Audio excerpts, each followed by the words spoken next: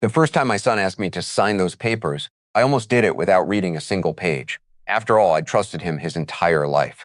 He told me it was retirement paperwork, the kind of thing every man my age eventually has to deal with. I reached for my reading glasses, smiled, and thanked him for helping me. Then something caught my eye.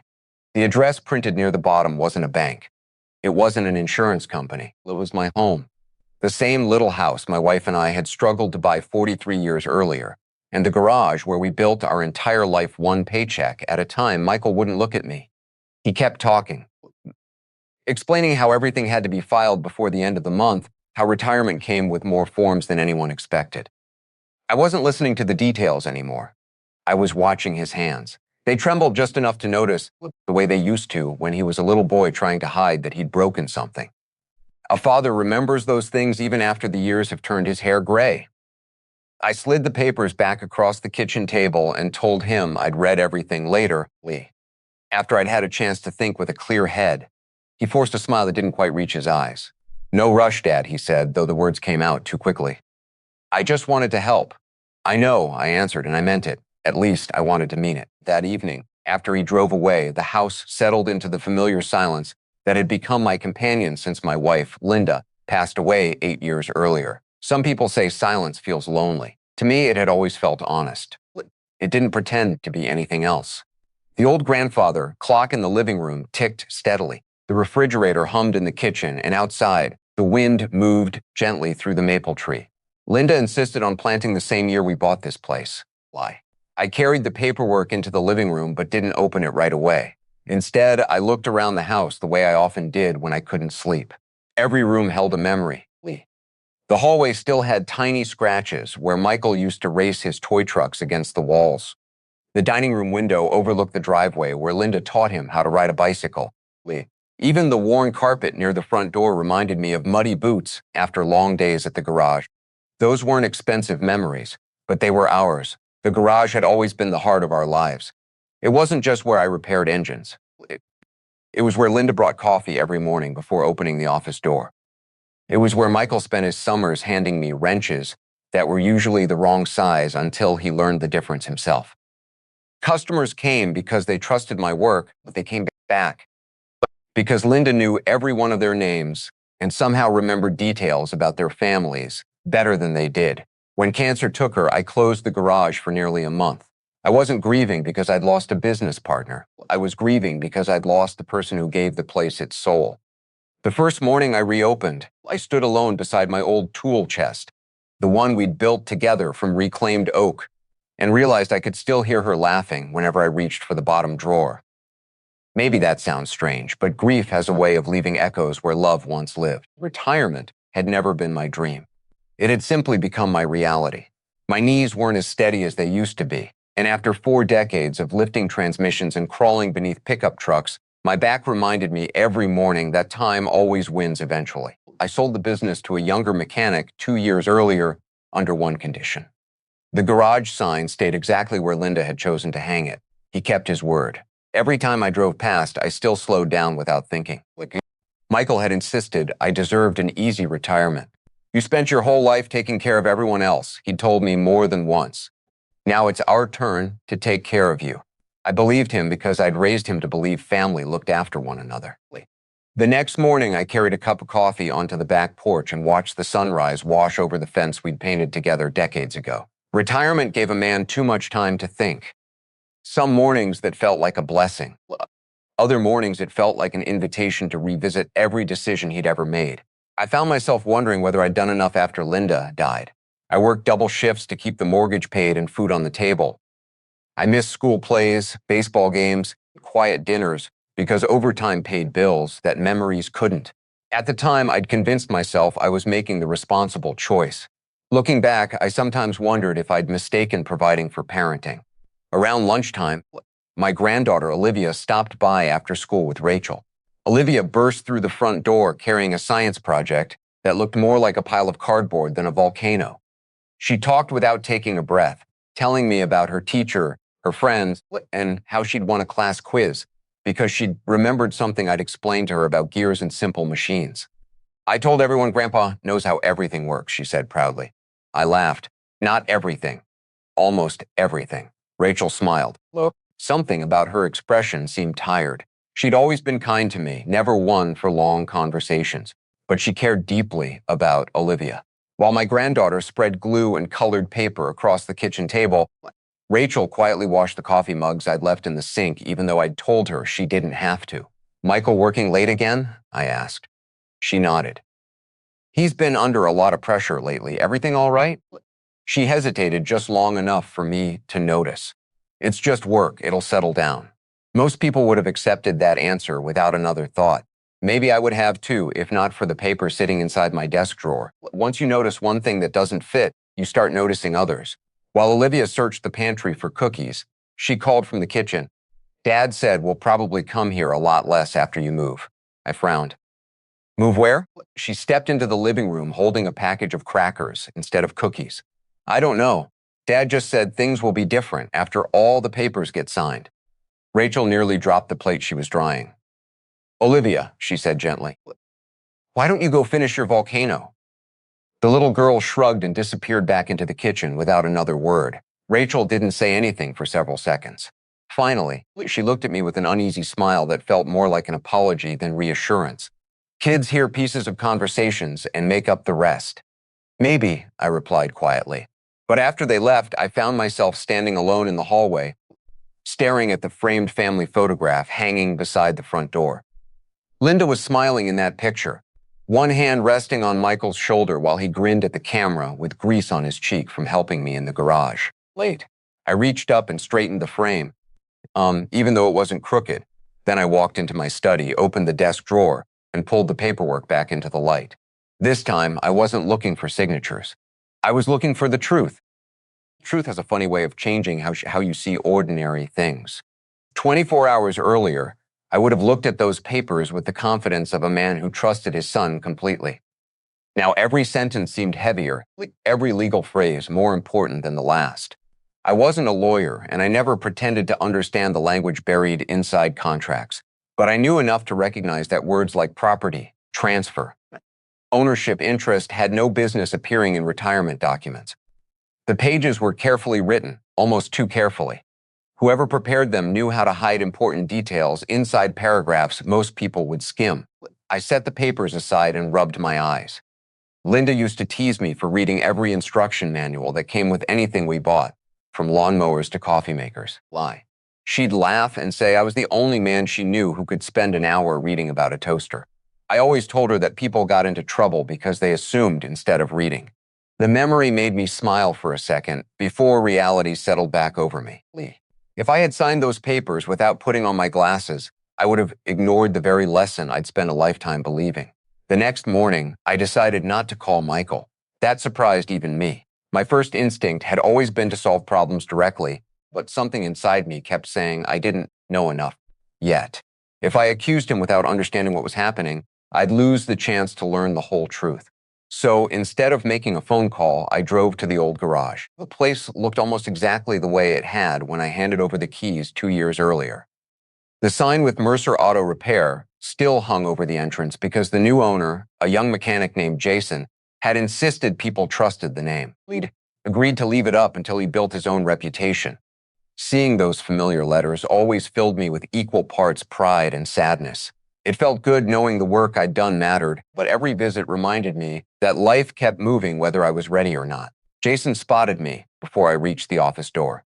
He waved with a grin and wiped his hands on an old shop towel. Morning, Daniel. You here to tell me I'm still doing everything wrong? I figured I'd give you another year before I started complaining. He laughed. Coffee's fresh. We spent nearly an hour talking about engines, stubborn customers, and the kind of repairs that only showed up on Monday mornings. It felt normal, and I realized how much I'd missed conversations that had nothing to do with getting older. Before I left, I walked into the small office where Linda used to handle invoices. The desk had been replaced, but the window overlooking the repair bays was the same. I stood there longer than I meant to. Sometimes memories don't arrive all at once. They sneak up on you through familiar smells.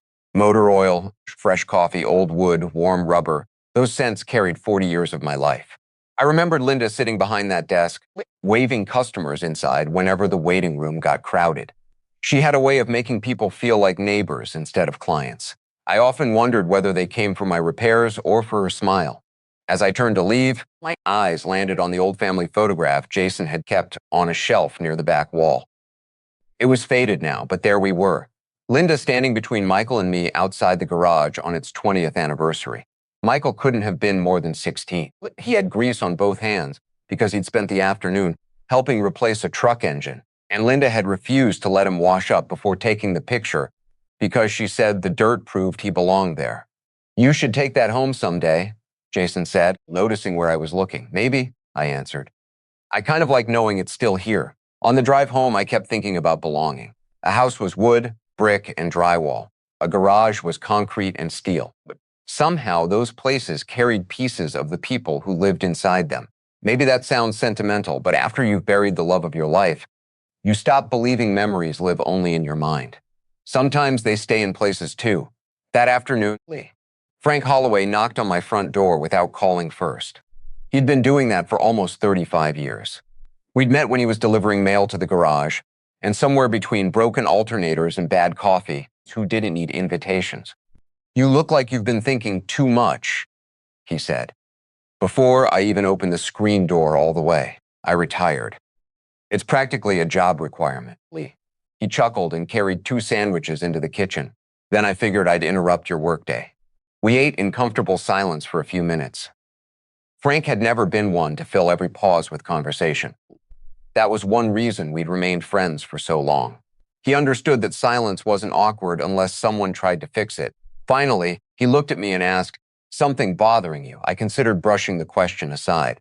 Instead, I walked into my study, returned with the paperwork, and placed it on the table. "I haven't signed anything," I said. He adjusted his glasses and slowly turned the pages. Every now and then his eyebrows pulled together, but he didn't pretend to understand the legal language any better than I did. "This doesn't feel right," he admitted after a while. "No, but you don't know exactly what's wrong." "No, so what are you going to do?" That was the question I'd been asking myself since Michael left my house. "I don't want to embarrass him if there's an explanation." Frank nodded. "But I also don't want to sign something I don't understand." He leaned back in his chair. "Then don't do either." I frowned. "Meaning? Don't accuse him. Don't sign. Find out the truth first." His answer was so simple it almost annoyed me. "I keep thinking maybe I'm overreacting." "You've known me a long time," Frank said. "Have you ever seen you overreact?" I couldn't help smiling. He continued, "You're not suspicious by nature, Daniel. If something feels wrong to you, it's probably because something is wrong. The trick is not letting that feeling make your decisions." That sentence stayed with me long after he left. 2 days later, Rachel called unexpectedly. Her voice sounded tired, though she tried hard to hide it. "Daniel, would it be okay if Olivia stayed with you Saturday afternoon? Michael and I have a few errands." "Of course. Thank you." She almost hung up before adding, "She always looks forward to seeing you." There was something she wasn't saying. I couldn't explain why I felt that way. But after 40 years of reading customers' faces before they even described a problem with their cars, I'd learned people often revealed more through hesitation than words. Saturday arrived with bright skies and the kind of weather Linda loved. Olivia burst into the house carrying a backpack full of crayons, books, and enough snacks to survive a week. "Grandpa, can we build a birdhouse today?" "I think we can manage that." We spent the afternoon in my small workshop behind the house. I let her sand the wood while I measured and cut the pieces. She asked questions about every tool I picked up. I answered each one the way my father had answered mine decades earlier. Children have a way of making complicated lives feel simple again. As I reached into an old cabinet for a box of screws, Olivia wandered toward a shelf where I'd kept a few items from the garage after retiring. She picked up an old brass key attached to a worn leather tag. "What's this one for?" I smiled. "That's the original key to the garage. Your grandma kept it in her desk for years." Dad was looking for a key like this a few weeks ago. The words were innocent. The feeling they left behind was not. I took the key gently from her hand, slipped it back into the cabinet, and realized that whatever Michael had been searching for, it wasn't over yet. I didn't sleep much that night. Olivia's innocent comment kept circling through my mind. Children rarely understand which details matter, and that's exactly why adults often overlook what they say. Michael had been looking for a key like the one Linda kept in her desk. Maybe it meant nothing. Maybe he'd simply been organizing old family keepsakes. But after everything that had happened, I couldn't convince myself it was just another coincidence. Why? The next morning, I unlocked the small, fireproof cabinet in my study where I'd stored important papers over the years. Linda used to joke that if our house ever caught fire, I'd run back inside for that cabinet before I worried about anything else. Lee wasn't entirely wrong. Inside were birth certificates, tax records, insurance policies, and every deed or legal document we'd ever signed. I pulled everything onto the desk, arranging the folders in neat stacks the way I always had. If I was going to understand what Michael had placed in front of me, I first needed to understand exactly what I already owned. Within half an hour, I realized I was out of my depth. I could rebuild an engine with my eyes closed, but legal paperwork wasn't built with sockets and wrenches. Every document seemed to point toward another document. One referenced a property description, another mentioned a transfer clause, and another referred to amendments made years earlier. None of it looked obviously wrong, but none of it made me feel any better either. There was only one person I trusted to help me without turning the situation into gossip. I called Evelyn Brooks. She answered on the second ring. Daniel Mercer, it's been a while. It has everything all right. I'm hoping you can tell me. Evelyn had handled the paperwork when Linda and I bought the garage property decades earlier. She wasn't much older than me, and after all these years, she'd built a reputation for being the kind of attorney who explained complicated things without making people feel foolish. She'd also been one of the few people who attended both Linda's funeral and the quiet memorial gathering we held later at the garage.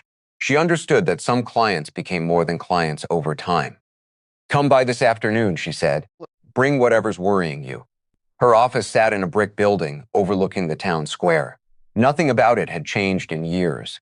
The same wooden reception desk, the same framed photographs of local landmarks, even the same grandfather clock that always seemed to run 2 minutes fast. Sitting there felt strangely comforting, as though some places refused to let time rush them. Evelyn greeted me herself and led me into her office. She didn't begin by asking about the papers. Instead, she asked about my health, retirement, and Olivia. It reminded me that trust isn't built only during difficult moments. It's built during all the ordinary conversations that come before them. Finally, I handed her the folder. I haven't signed anything. Good, she said quietly. She spent several minutes reading without speaking. Every so often, she'd underline a sentence with her finger before moving on. I watched her expression carefully. She wasn't alarmed, but she was becoming more focused with each page. By the time she reached the end, she leaned back in her chair and folded her hands. Who prepared these? I'm not sure. Michael said they were retirement papers. They're not. I figured as much. They're presented as part of retirement planning, but they contain language authorizing a transfer of ownership interests connected to your residence. The words landed heavily, even though I'd suspected something similar. So I'm not imagining this? No. I stared out her office window for a long moment before asking the question that mattered most. Was my son trying to steal my house? Evelyn didn't answer immediately. I don't know his intentions, she said carefully. Intentions matter, but so do actions. Right now, I can only tell you these documents would give someone far more authority than ordinary retirement paperwork ever should. She slid one page across the desk and pointed to a paragraph buried near the bottom. Most people stop reading before they reach this section. It's written in standard legal language, but its placement concerns me. I adjusted my reading glasses and read the paragraph again. The words hadn't changed. Now they carried entirely different meaning. Hidden among routine financial terms was language allowing decisions about property ownership under specific circumstances. It wasn't obvious. It wasn't highlighted. It was simply there, waiting for someone to sign without asking questions. I would have missed that. Many people would. She turned another page. This signature line also bothers me. Why? Because it's prepared for immediate execution, yet several supporting disclosures are missing. I frowned. What does that mean? It means someone assembled an incomplete package. I looked back at the papers. Could it be a mistake? It could. But you don't believe that. She met my eyes. I believe mistakes happen. I also believe experienced people usually don't make this many mistakes on the same document. The room suddenly felt much smaller. After another few minutes, Evelyn closed the folder. I'd like copies of everything. You can keep them. I also want you to promise me something. What's that? Don't confront Michael yet. I blinked in surprise. I thought you'd tell me to call him immediately. If this is simple confusion, confronting him now only creates unnecessary damage. And if it isn't, then confronting him before you understand the full picture could destroy evidence and close doors you don't even know exist. Her words echoed Frank's advice almost perfectly. Find the truth first. As I stood to leave, Evelyn stopped me. Daniel, I turned. Who currently has access to your original property records? I do. Anyone else? I don't think so. She nodded slowly. Think carefully. Driving home, I replayed every conversation I'd had with Michael over the past year. Nothing had seemed unusual at the time. He'd asked questions about retirement, about taxes, about whether I'd considered downsizing someday. Those were reasonable questions. Children worried about aging parents. I'd never thought twice about answering them. But now I found myself wondering whether those conversations had been casual or carefully planned. When I reached home, I unlocked the fireproof cabinet again and checked every folder one by one. The original deed was still there. So were the mortgage release papers from the day Linda. When I hung up the phone, I sat at the kitchen table for a long time without touching the coffee in front of me. I kept telling myself there had to be another explanation. A father doesn't spend 40 years raising a child only to abandon hope after a few strange conversations. I wanted to believe Michael was trapped in something he didn't know how to explain. The alternative, that he had deliberately used my trust against me, was almost too painful to consider. The following morning, I decided to do something I hadn't done since retiring. I drove past Michael's office. He worked as an operations manager for a regional building supply company about 20 minutes from my house. I'd visited once after he received a promotion, and I remembered how proud I felt watching him introduce me to his coworkers. He'd always been smart, not book smart, in the way some people measured success, but practical. He could solve problems, work with people, and stay calm under pressure. Those were qualities I admired because they couldn't be taught overnight. I parked across the street and watched employees come and go during their lunch break. Michael never appeared. I told myself he was probably in a meeting. Still, something didn't feel right. On my way home, I stopped at a small diner where I'd eaten breakfast with Frank more times than I could count. As luck would have it, Frank was already sitting in his usual booth with a newspaper folded beside his plate. I had a feeling I'd see you, he said with a smile. You always seem to. He studied my face before taking another sip of coffee. You found something. I found enough to know I'm not imagining this. I told him about Evelyn's concerns, careful not to reveal details that didn't belong to anyone else. Frank listened without interrupting, occasionally nodding, but never jumping to conclusions. So now what? He asked. I still don't know. You know more than you did 3 days ago. I know just enough to lose sleep. Frank leaned back. My father used to tell me something whenever I thought I'd figured people out. What was that? Never confuse a person's actions with their reasons. Sometimes they're the same. Sometimes they're miles apart. I thought about that all afternoon. Maybe Michael's actions were wrong. Maybe his reasons weren't what I assumed. That possibility was enough to keep me patient. Late that evening, Rachel called. Her voice sounded strained. Daniel, is this a bad time? No. What's wrong? Nothing. I want to make sure you're doing okay. It was an unusual question. I'm fine. I'm glad. She hesitated. If Michael asks whether you've signed anything. She stopped speaking. I waited. Just tell him you're still thinking about it. Rachel. Another long silence. Is there something you want to tell me? I can't. Her answer came so quietly I almost missed it. I wish I could. Before I had another chance to ask, she apologized, said Olivia needed help with homework, ended the call. I stared at my phone for several minutes. Rachel hadn't denied there was a problem. She'd practically confirmed it. The next day, I found myself driving toward the old neighborhood where Michael and Rachel lived. I had no intention of knocking on their door. I simply wanted to clear my head. As I turned on their street, I noticed something I hadn't expected. A dark blue SUV was parked in the driveway. I didn't recognize it. 2 men in business clothes stepped out of the house carrying slim leather briefcases. Michael walked them to the driveway, shook both their hands, and watched them leave. He looked exhausted. Not guilty, not angry. Exhausted. There are differences a father notices, even from half a block away. His shoulders were slumped. His tie hung loose. For just a moment, after the SUV disappeared around the corner, he rested one hand against the porch railing and lowered his head. It wasn't the posture of a man celebrating success. It was the posture of someone carrying weight he could no longer hide. I drove away before he could see me. That image stayed with me the entire evening. Who had those men been? Lawyers? Financial advisors? Bank representatives? I had no answers, only more questions. The following afternoon, Evelyn called. I've been making a few discreet inquiries, she said. You found something, possibly. She chose her words carefully. Lie. I can't discuss anyone else's private financial information. I understand. But I can tell you that some documents connected to your property appear to have been requested recently. My grip tightened around the phone. Requested by who? I don't know. You can't find out, not without formal legal action. I walked slowly toward the back porch. Should I be worried? I think you should remain cautious. That wasn't the answer I wanted. Unfortunately, it was probably the honest one. Before ending the call, Evelyn added one more thing. Daniel, has Michael ever asked detailed questions about when you paid off your mortgage? I stopped walking.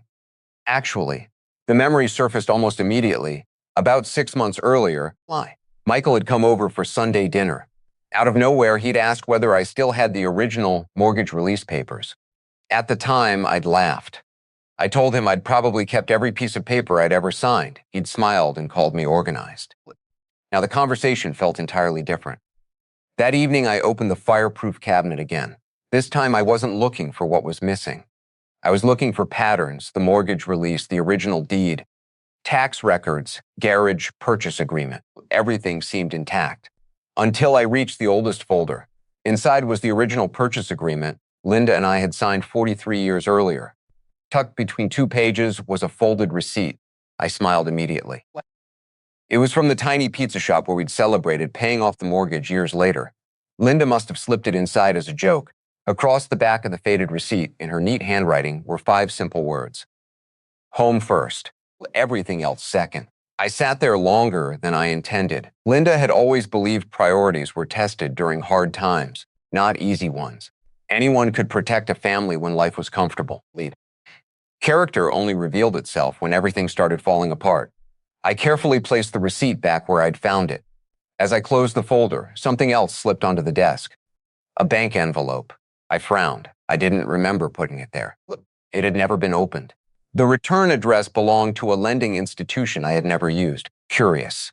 I unfolded the letter. It wasn't addressed to me. It was addressed to Michael. My first instinct was to put it away unopened. Then I noticed something else. The envelope had already been torn open years ago. Someone had simply tucked the letter inside the wrong folder. I unfolded the pages slowly. The first paragraph made my stomach tighten. It wasn't a mortgage approval. It wasn't a routine statement. It was a final notice regarding a substantial business loan that had entered default nearly 3 years earlier. The amount printed near the bottom was far larger than anything I had ever imagined Michael owing. I checked the date again, 3 years. He'd been carrying this burden for 3 years. Suddenly, pieces that never seemed connected began fitting together. The late nights, the constant stress, Rachel's nervousness, the mysterious visitors, the pressure to sign. None of it excused what Michael had done. But for the first time, I could see that greed might not have been the beginning of this story. Desperation might have been. And somehow, that realization hurt even more. The letter stayed on my desk long after the sun went down. I read it 3 times, hoping I had misunderstood the numbers. I hadn't. Whatever business loan Michael had taken out, it had gone into default years earlier, and the balance had only grown since then. Interest, penalties, and legal fees had turned one mistake into something much larger. I folded the letter carefully and slid it back into the envelope. It wasn't mine, and I wasn't proud that I'd read it, even if it had been misplaced among my own papers. Still, once you've seen the truth, you can't pretend you haven't.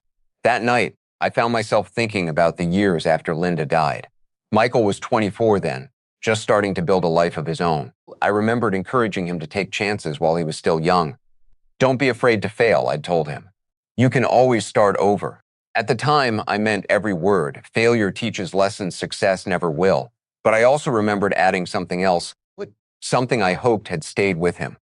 If you're ever in trouble, don't hide it from the people who love you. I couldn't stop wondering whether he had forgotten that part, or whether I'd failed to make him believe it. The next morning, I called Evelyn again and asked if I could stop by. She agreed without hesitation. When I placed the default notice on her desk, she looked surprised. Where did you get this? It was mixed in with my old property records. I honestly don't know how it got there. She studied the letter before looking back at me. This doesn't directly involve your property. I figured that. but it changes the context. How? She folded her hands together. If someone is carrying debt like this, they may start looking for assets that appear easier to access. It doesn't prove that's what happened here, but it helps explain why your property might suddenly become important. I leaned back in my chair. So this wasn't about retirement? No. Leave. It was about the house.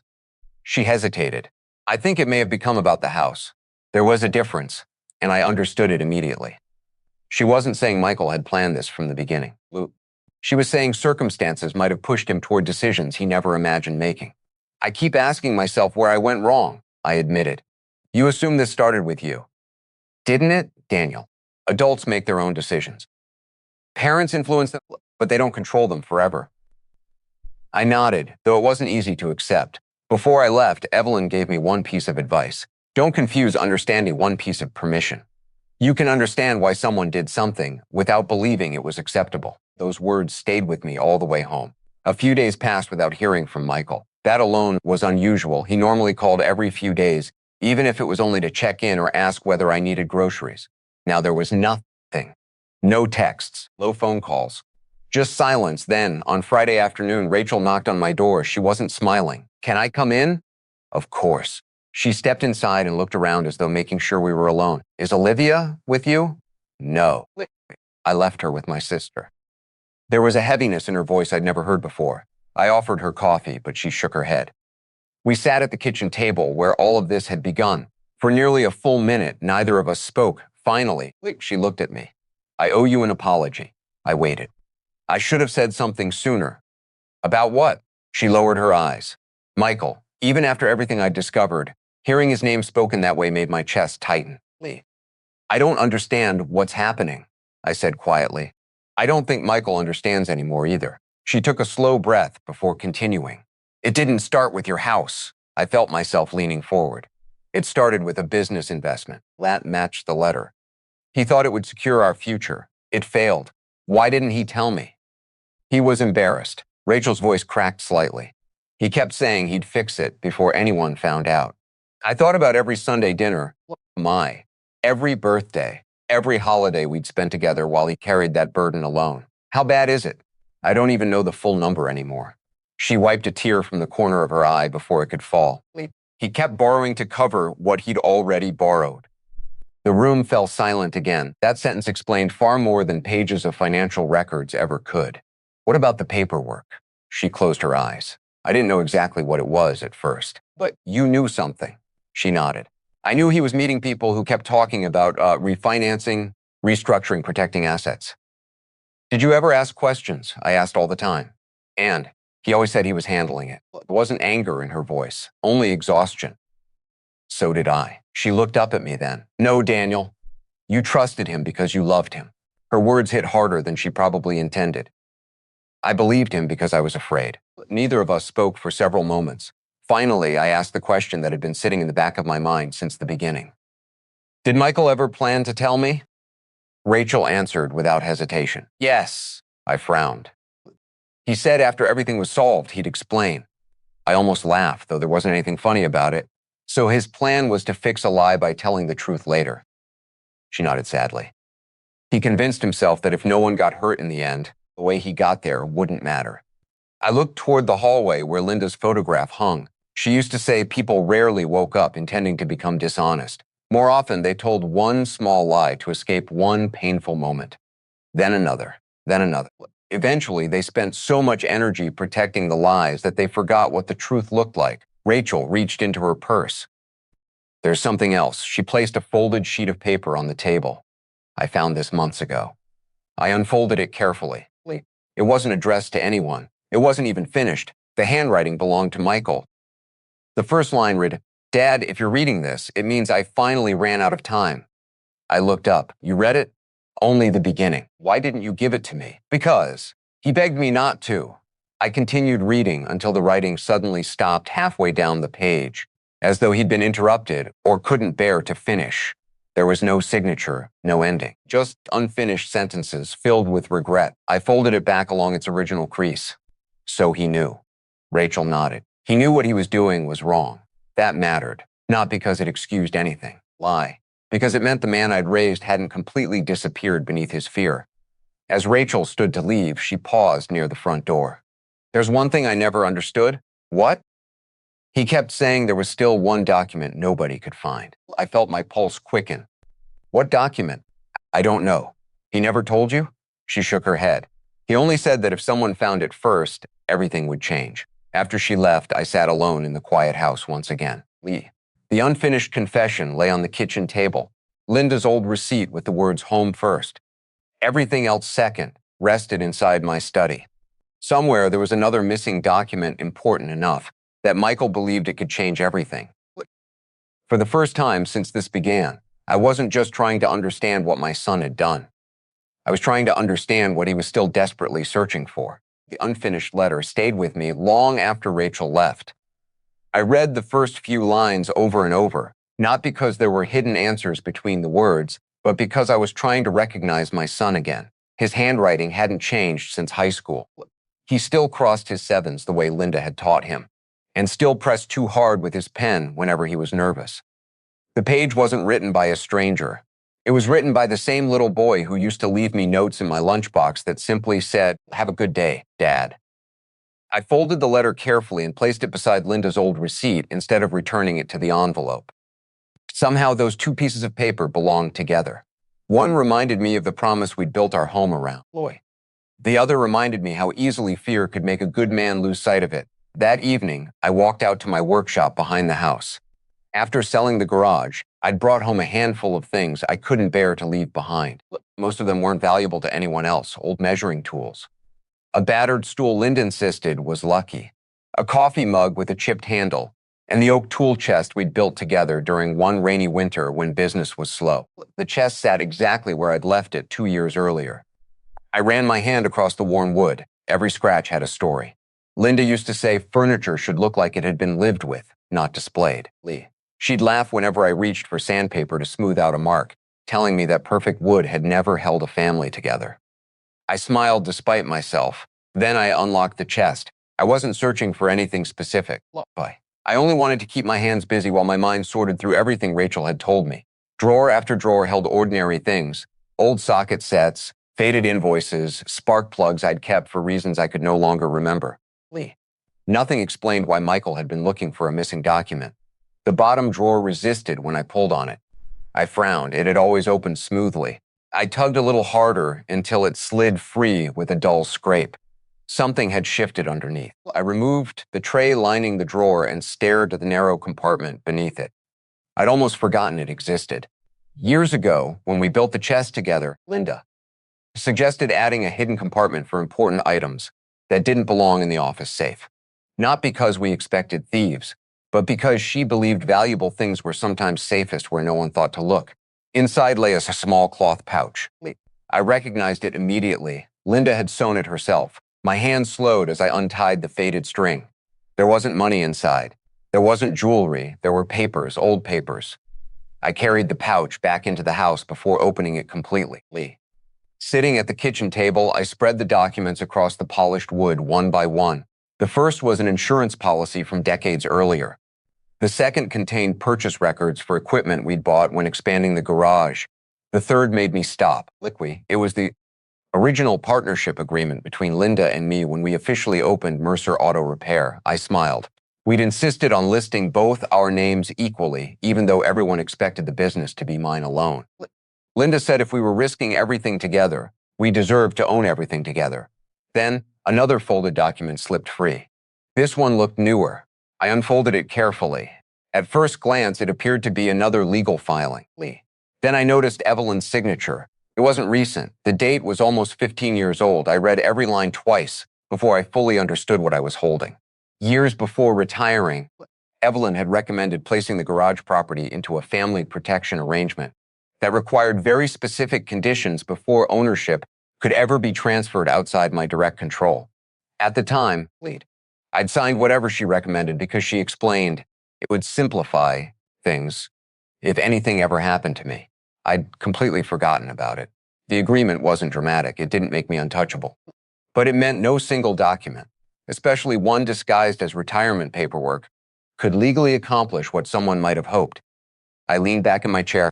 Michael had been searching for a missing document. Instead, the document he'd failed to find had been protecting me all along. I called Evelyn first thing the next morning. When I described what I'd found, she was quiet for several seconds. I wondered if you'd still have that. I honestly forgot it existed. Not surprised. We prepared dozens of estate planning documents around that time, so this changes things. It changes a great deal. Can you explain? It means your ownership rights have additional protections. Anyone trying to transfer or restructure the property without following that agreement would face serious legal obstacles. I closed my eyes. So even if I'd signed, I'd still have questions before anything could proceed. Relief washed over me, but it wasn't complete. Then why was Michael looking for this? Because if he knew it existed but couldn't find it, he couldn't be certain what protections were already in place. Her answer made painful sense. He wasn't only searching for paperwork. He was searching for certainty. After hanging up, I walked back into the workshop. For the first time in weeks, I wasn't looking at it through the eyes of someone afraid of losing it. I was seeing it the way Linda always had, as proof that ordinary people could build something lasting with enough patience. While cleaning the old workbench, I noticed a small wooden box tucked behind a stack of manuals. Inside were dozens of handwritten notes Linda had left over the years. Shopping lists, summer reminders, birthday plans, little pieces of everyday life. Near the bottom sat a sealed envelope with my name written across the front. I'd never seen it before. I opened it slowly. Inside was a single sheet of paper. Daniel, it began. If you're reading this years from now, I hope you finally learned not to carry every burden by yourself. I laughed softly through the sting in my eyes. Even after all these years, she still knew exactly what I needed to hear. The letter wasn't about money.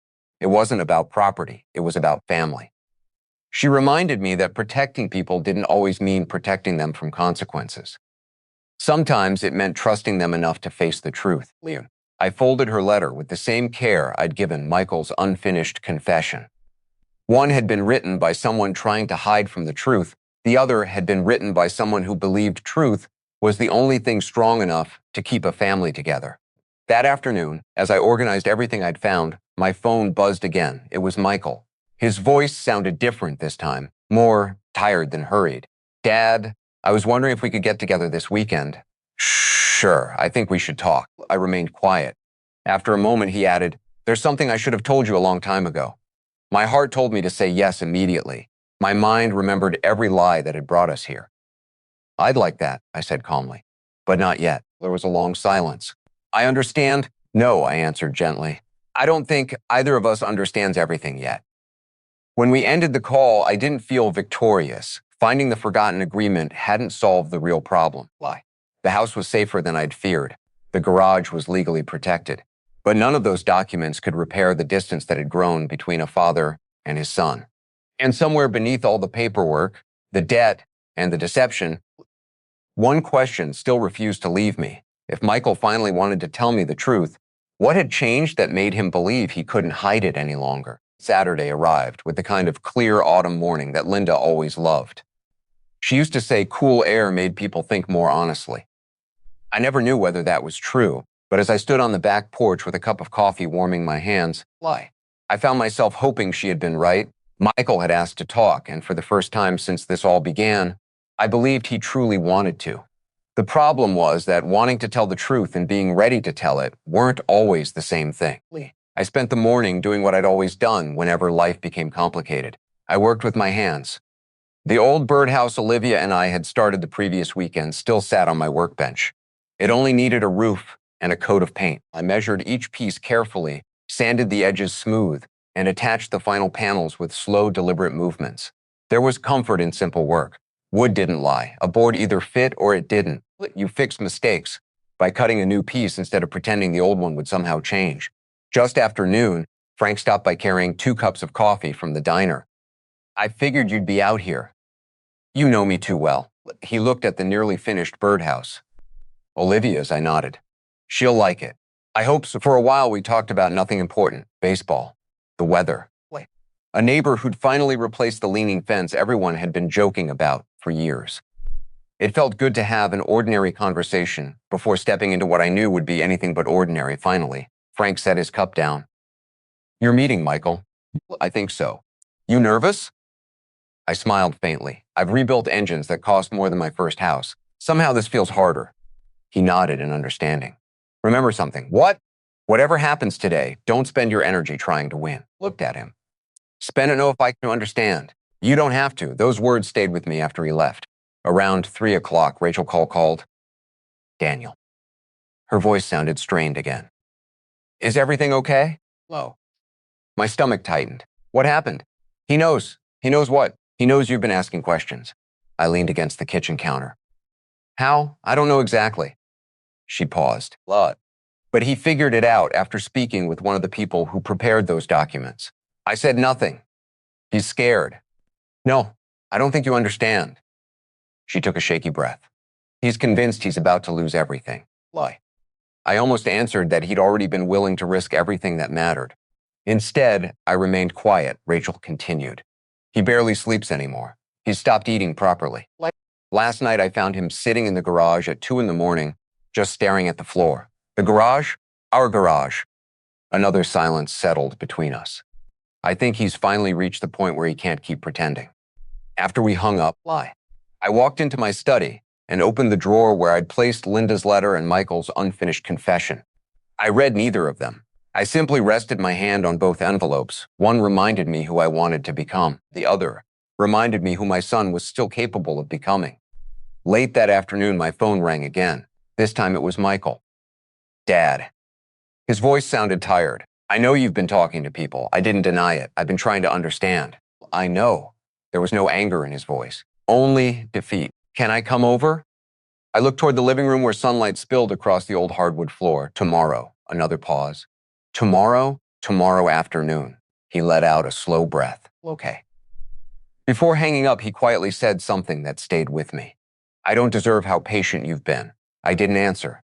Not because I disagreed, because I honestly didn't know what to say. That night's sleep refused to come. Instead, memories did. I remembered teaching Michael how to drive. He'd stalled the truck 3 times before finally getting it moving. He'd slammed both feet onto the brake when a squirrel crossed the road. He was so frustrated he wanted to quit. Lied. I'd laughed and told him every good driver had once been a terrible one. Years later, when he graduated college, he thanked me for never yelling during those driving lessons. I hadn't even remembered them. Children remember patience long after parents forget giving it. Sometime after midnight, I walked into the garage behind the house. The workshop smelled exactly as it always had. Sawdust, motor oil, old wood. Laid. I unlocked the oak tool chest and looked once more at the hidden compartment. The family protection agreement remained exactly where I'd found it. Beside it rested Linda's handwritten letter. I added one more item, Michael's unfinished confession. Not because it belonged there forever, because all 3 documents represented the same family in different moments. One built trust, one protected trust, one nearly destroyed it. The next afternoon arrived quietly. I straightened the kitchen without really needing to. Made fresh coffee, set out 2 mugs. At exactly 2 o'clock, Michael pulled into the driveway. He sat inside his truck for nearly a full minute before getting out. Watching through the window, I barely recognized him. He'd lost weight. The lines beneath his eyes were darker than I'd ever seen. His shoulders carried the posture of a man who hadn't rested in months. When I opened the front door, neither of us spoke immediately. He stepped inside and looked around the house. His eyes lingered on the family photograph near the hallway. I always liked that picture, he said softly. So did your mother. He nodded. I think about her a lot lately. I do every day. We walked into the kitchen, the same table, the same chairs, the same place where he'd first asked me to sign the papers. He noticed the folder resting beside my coffee cup. His eyes settled on it for only a second before looking away. You didn't sign. Low, I figured. Another long silence followed. Finally, he looked directly at me. I'm tired of lying. For a moment, I saw the little boy who used to admit breaking a window before anyone even asked. Then he reached into his jacket slowly, carefully. He placed a thick envelope on the kitchen table between us.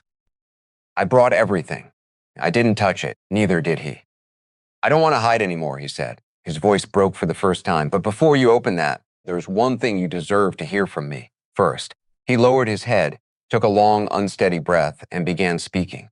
Not to defend himself, not to ask for sympathy, but because he had finally run out of places to hide from the truth. Michael kept his hands on the table, almost as if he was afraid to reach for the envelope. I had seen that look before, though not on a grown man. It was the expression he wore as a boy whenever he knew he had disappointed me and couldn't decide whether telling the truth would make things better or worse. I've been rehearsing this conversation for months, he said quietly. Every version sounded different in my head. None of them sounded good. You don't have to make it sound good, I replied. You just have to make it true. He nodded slowly. It started almost 4 years ago. I didn't interrupt. A friend from work invited me into a construction supply business. It looked solid. We had contracts lined up, investors interested, and people telling us we were getting in at the right time. I put in everything Rachel and I had saved. He paused, staring at the grain in the wooden tabletop. When costs started climbing, we borrowed more to keep the company alive. We all believed one more project would fix everything. Then another project fell through. Then another. I thought about the default notice folded in my desk. It collapsed, I said. He swallowed, not all at once. It died slowly. Every month I convinced myself the next month would be different. There wasn't a trace of self-pity in his voice, only exhaustion. I should have told you then. Why didn't you? He let out a long breath. Because I remembered how hard you and Mom worked for everything you had. I couldn't stand the thought of telling you I'd thrown away everything Rachel and I had built. I understood the feeling, even if I couldn't accept what came after it. So instead, you carried it alone. I tried. He looked up at me for the first time. At first, I thought I could fix it before anyone found out. That sentence matched almost word for word what Rachel had told me. Then the debt kept growing. He rubbed both hands together. I started refinancing things, borrowing from one place to pay another. Every decision made the next one easier to justify. I remained silent. I told myself I wasn't lying. I was just buying time. He laughed bitterly. Turns out those are the same thing. The room fell quiet again. Finally, he reached for the envelope. Everything is in here. I opened it slowly. Inside were bank statements, loan agreements, business records, and handwritten notes. Every page seemed to answer one question while creating another. There were notices from lenders, letters from attorneys, and payment schedules covered with crossed-out calculations. Near the bottom sat copies of the retirement papers he'd asked me to sign. They came from a financial consulting group, he said. At first, they told me they could negotiate with creditors. And then, they asked what assets our family had. I didn't need him to continue, but he did anyway. I told him about the house. My chest tightened. I never intended to take it from you. I looked at him. I know that sounds impossible to believe now. It does, he nodded. They convinced me it would only be temporary.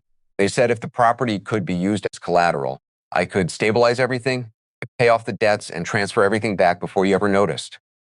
I closed my eyes for a moment. So the lie was supposed to disappear? Yes, and if it didn't, I never let myself think that far.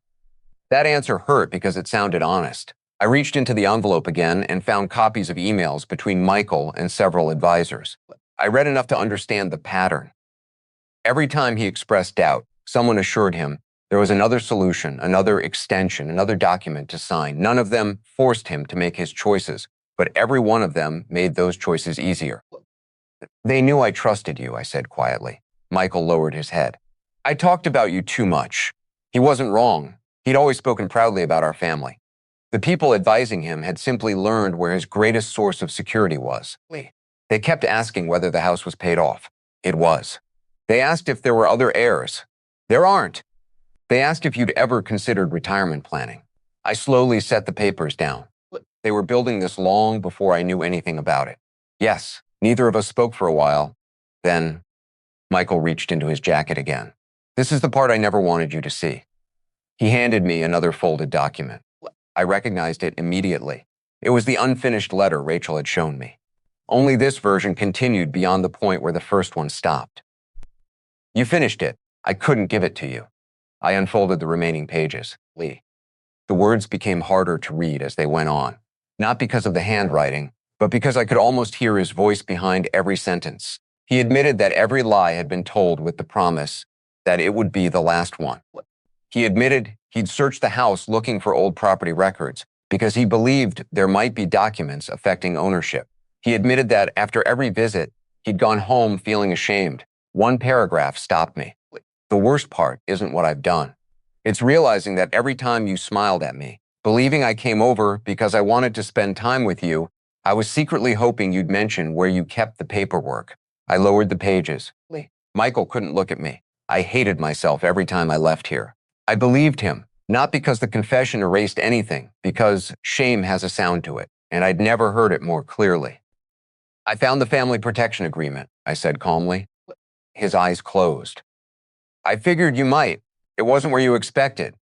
No, I remembered hearing Mom and you talk about signing something with Evelyn years ago. You've been looking for it. Yes, I nodded slowly. It protected the house. I know that now.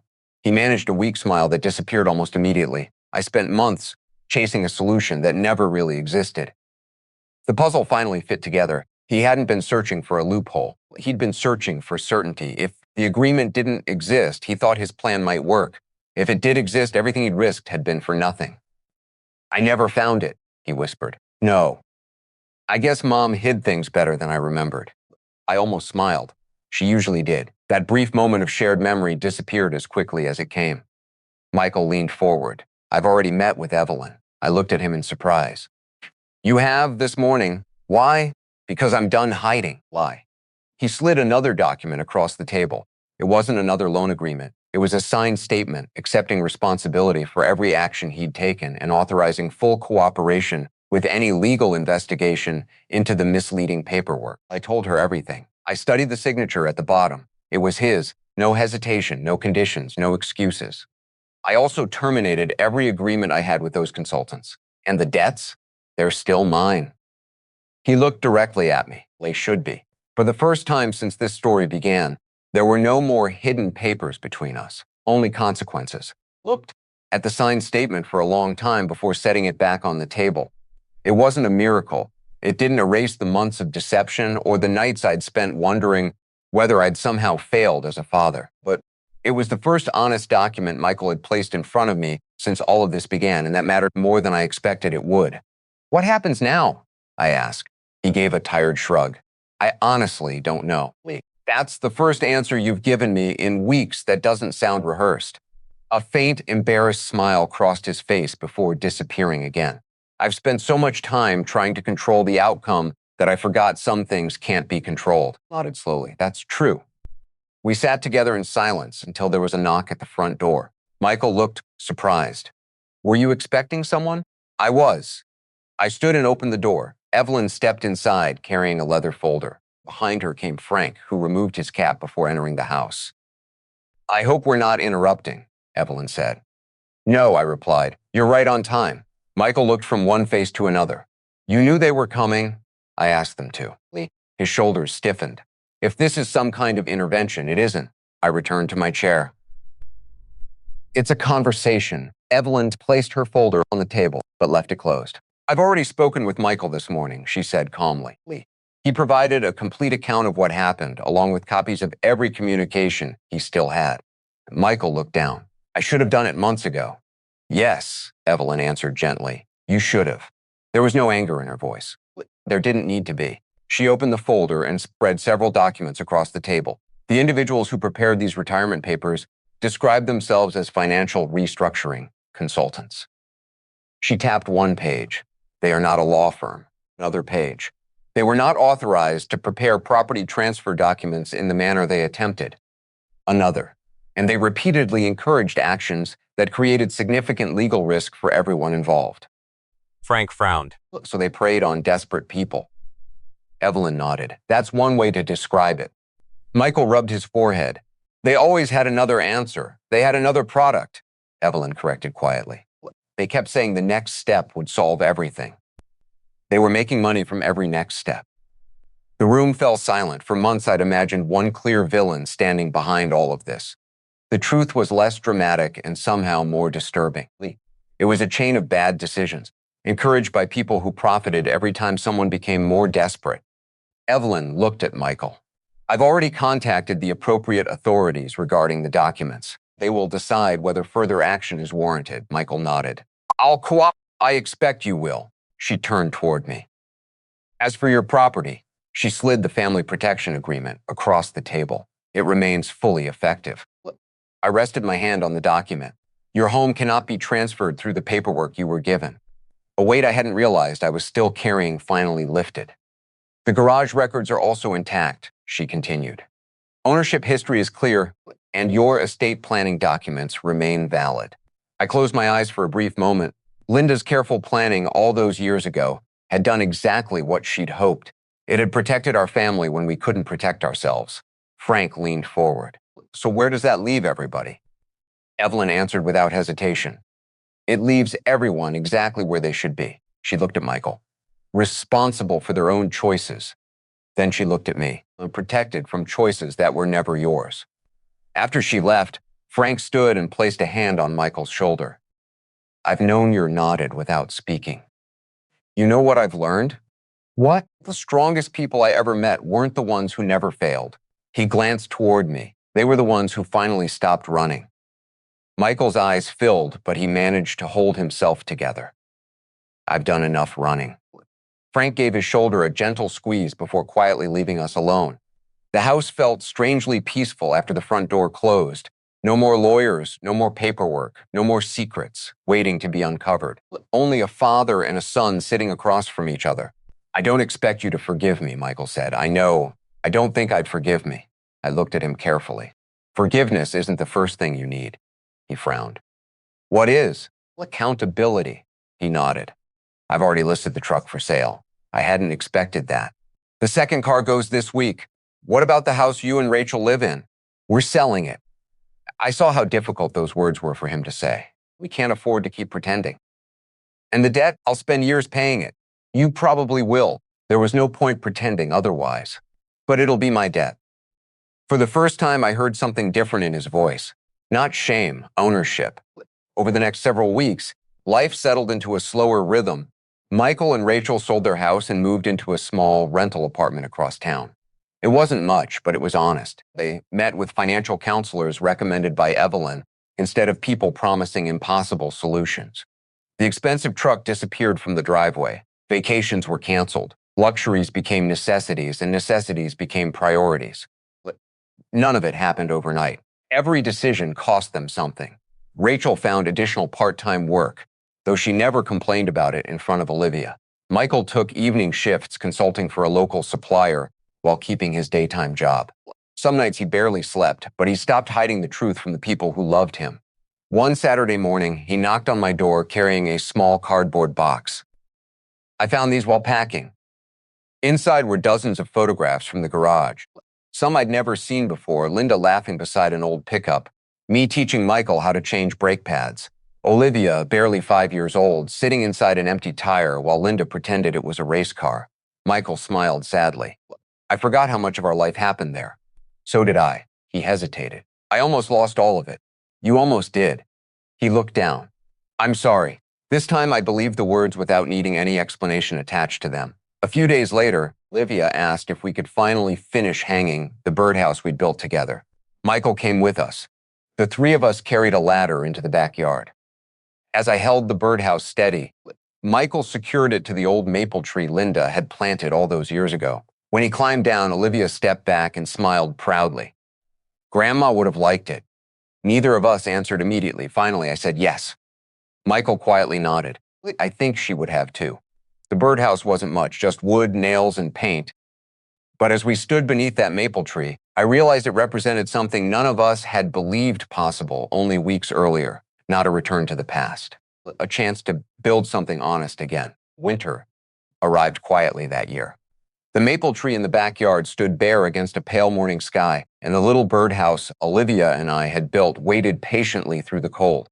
Every few days, I'd look out the kitchen window with a cup of coffee, wondering when the first birds would find it. Linda used to say that some good things only happened after people stopped watching for them. Life settled into a rhythm that no longer revolved around secrets. Michael called every Sunday evening. Sometimes we talked for an hour, sometimes only 10 minutes. The difference was that I never wondered whether he was hiding something from me. If he'd had a difficult week, he said so. If a payment was due, he admitted it. If he felt discouraged, he didn't pretend otherwise. The conversations weren't always comfortable, but they were honest, and I had come to appreciate honesty far more than comfort. Rachel stopped carrying the weight alone, too. One afternoon, she brought over a homemade pie and apologized again for staying silent as long as she had. I kept telling myself I was protecting everyone, she said. I know. I wasn't. No, She looked down at her hands. I was protecting the hope that everything would somehow fix itself. I smiled gently. Hope is a wonderful thing. She looked up. But it isn't a plan. She laughed softly through damp eyes. No, it isn't, Olivia. Noticed the changes in ways only a child could. She once asked why her parents smiled more now, even though they lived in a smaller apartment and drove an older car. I told her something my own father had told me many years earlier. It's easier to sleep in a small house filled with truth than a big house filled with worry. She thought about that for a moment before nodding, as though it made perfect sense. Maybe it did. One Saturday in early spring, Michael asked if I'd meet him at the old garage. When I arrived, the familiar sign still hung above the entrance. Jason walked out, shook both our hands, and disappeared back inside after saying he had some customers to take care of. Michael stood quietly beside the building. I haven't been here in a long time. Summer here. I know.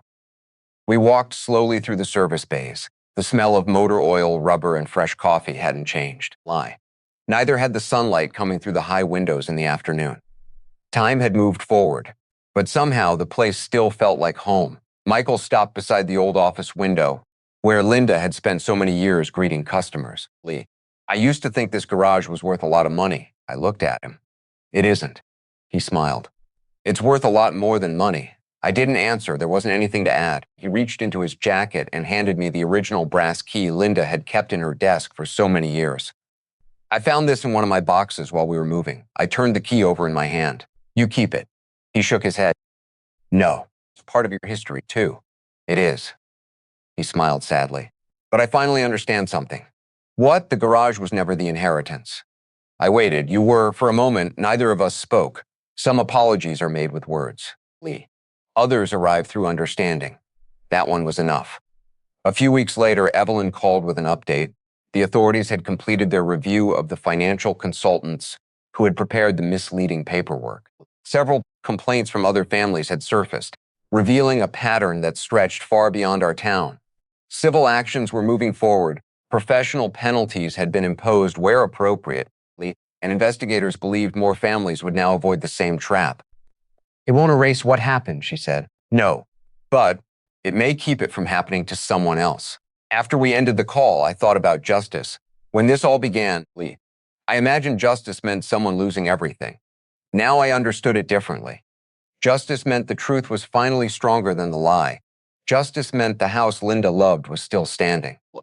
Justice meant Michael accepted responsibility. Instead of looking for another shortcut, justice meant Rachel no longer carried secrets she never wanted. Justice meant Olivia would grow up, remembering honesty instead of deception. That was enough. As summer returned, the maple tree filled with leaves again. One morning, I looked out the kitchen window and smiled. A pair of bluebirds had built a nest inside the little birdhouse. I called Olivia immediately. Leba. She arrived 20 minutes later with Michael and Rachel close behind. The four of us stood quietly in the backyard, watching the birds come and go as though they'd chosen our little corner of the world without realizing how much it meant to us. Olivia whispered. They are, I said. She looked up at me. Grandpa, are we okay now? Children have a way of asking the hardest questions in the simplest words. I looked at Michael. He looked back at me without fear for the first time in a very long while. We're better, I answered honestly. Better than okay. I'm still learning. She seemed satisfied with that answer. She reached for Michael's hand with one hand and mine with the other. Rachel slipped her arm around her daughter, and for a few quiet moments, nobody felt the need to speak. Later that afternoon, after everyone had gone home, I walked into my workshop one last time before locking up for the evening. I opened the oak tool chest. Inside the hidden compartment rested three things: Linda's letter, the family protection agreement, Michael's confession. I picked up the confession first. Months earlier, I'd read it as the story of a son losing himself. Now I read it as the first step toward finding his way back. I folded it carefully and placed it inside a new envelope labeled simply Family History. Then I added Linda's letter. Finally, I placed the protection agreement beneath them both, not because the papers were equally important, because together they told the complete story. One reminded us what to build. One protected what had been built. One taught us what happens when we forget why we built it in the first place. I closed the compartment and locked it, not to hide the past. To preserve it before leaving, I turned off the workshop lights and glanced once more toward the maple tree outside. The evening sun caught the birdhouse just long enough to make it glow against the green leaves. Linda had written 5 words on the back of an old pizza receipt many years earlier. Home first, everything else second. For a long time, Lee thought she was talking about a house. Now I finally understood. She had been talking about the people inside it.